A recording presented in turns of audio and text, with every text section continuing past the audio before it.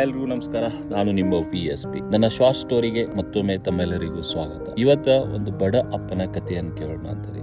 ಒಂದು ಊರಾಗ ಜಾತ್ರೆ ನಡೆದಿರ್ತೈತಿ. ಆ ಜಾತ್ರೆ ಒಳಗ ಬಡ ಅಪ್ಪನ ಮಗ ಹೋಗ್ಬೇಕು ಅಂತ ಹೇಳಿ ಬಹಳ ಆಸೆ ಇರ್ತೈತಿ. ಅವ್ರ ಅಪ್ಪ ಕೇಳ್ತಾನ, ಅಪ್ಪ ಜಾತ್ರೆಗೆ ಹೋಗೋಣ ಬಾ ಅಂತೇಳಿ. ಆದ್ರೆ ಅಪ್ಪಗ ತನ್ನ ಕಿಶಾಗ ರೊಕ್ಕ ಇರಂಗಿಲ್ಲ. ಹೆಂಗೆ ಕರ್ಕೊಂಡು ಹೋಗಲಿ ಮಗನ್ನ? ಅಲ್ಲಿ ಜಾತ್ರೆಗೆ ಏನಾದರೂ ಕೇಳಿದ್ರೆ ಹೆಂಗೆ ಕೊಡಿಸ್ಲಿ ಅಂತೇಳಿ ವಿಚಾರ ಮಾಡ್ತಿರ್ತಾನೋ.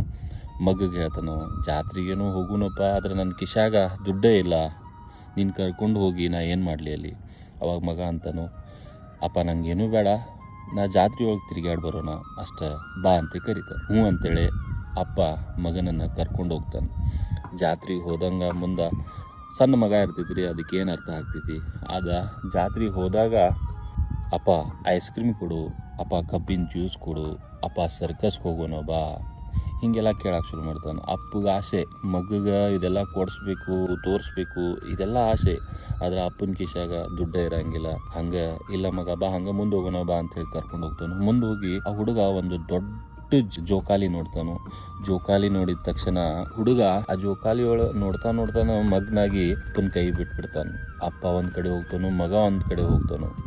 ಮಗ ಅವಾಗ ಅಳಕ್ ಶುರು ಮಾಡ್ತಾನೆ, ಅಪ್ಪ ಬೇಕಂತೇಳಿ. ಆದ್ರೆ ಅಲ್ಲಿದ್ದವರೆಲ್ಲ, ಹುಡುಗ ಅಳಕ್ಕೆ ಹೋಗ್ಬೇಡ, ನಿನಗೇನು ಬೇಕು ಹೇಳು? ಕಬ್ಬಿನ ಜ್ಯೂಸ್ ಬೇಕು, ಜೇಕ್ದಾಗ ಕುಂತಿ ಸರ್ಕಸ್ ನೋಡಕ್ ಹೋಗೋನು, ಐಸ್ ಕ್ರೀಮ್ ಬೇಕು, ಚಾಕ್ಲೇಟ್ ಬೇಕು, ಇದನ್ನೆಲ್ಲ ಸಟಿಯಾಗಿ ಕೊಡಾಕ್ ನಿಂತಿರ್ತಾರೆ ಎಲ್ಲಾ ಜನ. ಆದ್ರೆ ಅವನಿಗೆ ಬೇಕಾಗಿರೋದು ಅಪ್ಪ.